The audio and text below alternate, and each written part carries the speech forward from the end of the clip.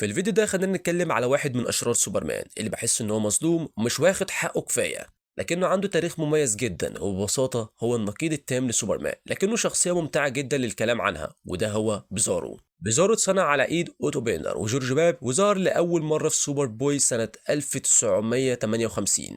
بيزارو كان من صنع الجنرال زود كجزء من جيش مستنسخ منه علشان خاطر يسيطر على كريبتون، ولكن مع الوقت ده ما كانوش عندهم أي قوة لأنهم ما كانوش قريبين من شمس صفراء، وكانوا مجرد جنود بلا عقل هدفهم الوحيد هو القتل أو الموت. طيب بعد 12 سنة من نفي زود، عالم على الأرض اخترع جهاز استنساخ بالغلط ونتج عنه نسخة، والنسخة دي كانت معيبة عندها بشرة شاحبة وتصرفات طفولية. أهل سمولفيل رفضوه، ولكن كون صداقة مع بنت تسمى ميليسا اللي ما كانتش خايفة منه لأنها كانت عامية. في النهاية اضطر السوبر بوي يقتل بيزارو باستخدام نفس الجهاز اللي اتصنع منه، لكن بيزارو سهل المهمة بنفسه لما دمر نفسه بالجهاز. وبعد سنين ليكس لوثر قرر يعيد تصنيع جهاز الاستنساخ واستخدمه على السوبرمان، وصنع نسخة تانية من بيزارو، لكن كان مشوش جدا واللغة بتاعته محدودة. الغريب انه حتى راح وقبض على ليكس لوثر بنفسه، وبعدها بدأ يسبب فوضى ضخمة في متروبوليس وهو بيحاول يقلد سوبرمان. كمان وقع في حب لويس لين، والموضوع انتهى انها ساعدته في انشاء بيزارو لويس، والاتنين حبوا بعض وقرروا يسيبوا الارض علشان خاطر يدوروا على كوكب جديد ليهم.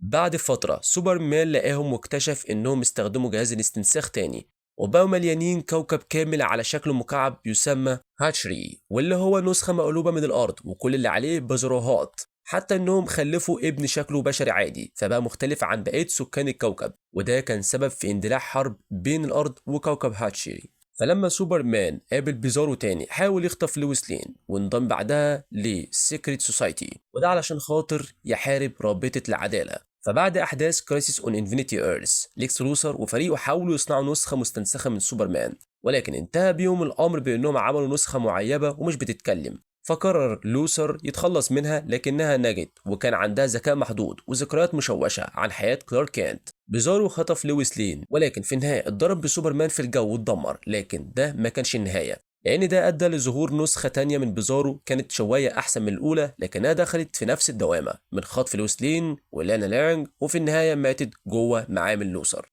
في النهاية الجوكر قرر يصنع نسخة جديدة من بيزارو عندها كل قوة سوبرمان لكن بتفكير وسلوك طفولي.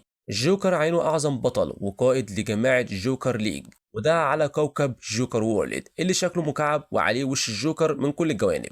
ولكن للأسف الجنرال زود قبض على بيزارو وعذبه لمجرد إنه شبه سوبرمان. في الآخر سوبرمان أنقذه وساعده حتى إنه يبني مكان خاص بيه اسمه مقبرة العزلة، واللي تعتبر النسخة البيزارية من قلعة العزلة الخاصة بسوبرمان على الأرض. بعد كده بيزارو انضم لعصابة المجرمين الكريبتونيين بقيادة زود، وقرر يسيب الأرض علشان خاطر يدور على كوكب جديد ليه.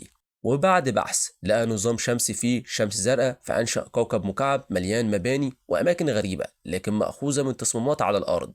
الشمس الزرقاء ادته قدرة جديدة تسمى رؤية بيزارو، واللي بتسمح ليه بصنع بزروهات جديدة. بعد شوية مغامرات تانية دي سي قررت تعيد تشغيل عالمها بالكامل في ذا نيو 52 سنة 2011، وقتها بيزارو ظهر لأول مرة في حدث فوريفر ايفل، وكان نتيجة لتجربة من ليكس لوثر باستخدام الدي ان ايه بتاع سوبرمان مع الدي ان ايه بشري، لكنه يعتبر فشل بسبب مشاكل كتير في التجربة. فقرر لوثر انه ياخد دي ان ايه جديد من التجربة ويستخدمه لصنع بي زيرو. وبعد 5 سنين ليكس لوثر أطلق النسخة غير الكاملة من بيزارو على العامة، وبدأت الكارثة. قتل بيزارو بي زيرو بعد مواجهة مع الغزاة من الإيرث 3، فقرر ليكس لوثر يبدأ من جديد ويحاول يصنع نسخة جديدة من بيزارو. بعدها دي سي عملت إعادة تشغيل تانية في 2016 دي سي روبرز، وفي النسخة دي بلاك ماسك اكتشف استنساخ جديد من بيزارو، واللي انتهى بيه الحال إنه انضم لفريق ريد هود المعروف باسم زاوية لويس. ولكن للأسف بيزارو بدأ يمرض وحالته تدهورت بسرعة، لكنه قدر ينقذ فريقه قبل ما يموت تاني. ليكس لوثر خد جثته وحاول يعيده للحياة،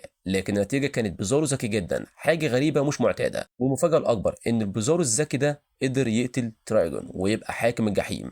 دلوقتي لو ركزت شوية هتلاحظوا إن بيزارو في أغلب النسخ مجرد استنساخ من سوبرمان، لكن الممتع فيه إن جواه نسخة معكوسة من قوة سوبرمان. بدل ما يكون عنده رؤية حرارية زي سوبرمان عنده رؤية جليدية بيطلق منها الضوء متجمد من عينيه. عنده نفس ناري عكس سوبرمان اللي عنده نفس جليدي. عنده رؤية تلسكوبية بس بدل ما بيشوف بعيد بيشوف الحاجات القريبة فقط. عنده رؤية أشعة إكس لكنها بتشوف بس من خلال الرصاص عكس سوبرمان اللي بيشوف خلال كل حاجة إلا الرصاص. خارج عالم الكوميكس، بيزارو ظهر تقريبا في كل نسخة من سوبرمان من ساعة ما اتصنع في الخمسينات، وكمان عمل ظهور بسيط في ألعاب زي انجاستس. كمان ظهر في أعمال أنيميشن مختلفة لكن أبرزها ريدسون. أما في الأعمال الحية ظهر في مسلسلات زي مثلا مولفيل، وكمان كان ليه نسخ مختلفة في عالم الأروفيرس زي مثلا بيزارو جيرل. أما في الأفلام فيمكن ظهر قبل كده في سوبرمان 1987، كان نسخة قريبة من بيزارو لكنه مش نفس الشخصية بالظبط. رغم كل ده بيزارو عمره ما ظهر على الشاشة الكبيرة في السينما، وده مش لأنهم ما حاولوش، بالعكس كان المفروض يكون واحد من الأشرار في الفيلم الملغي من سوبرمان ريتيرنز، لكن ده ما حصلش للأسف. فدي كده يمكن تكون أهم الحاجات عن شخصية بيزارو في عالم دي سي. فأشوفك الفيديو اللي جاي، سلام.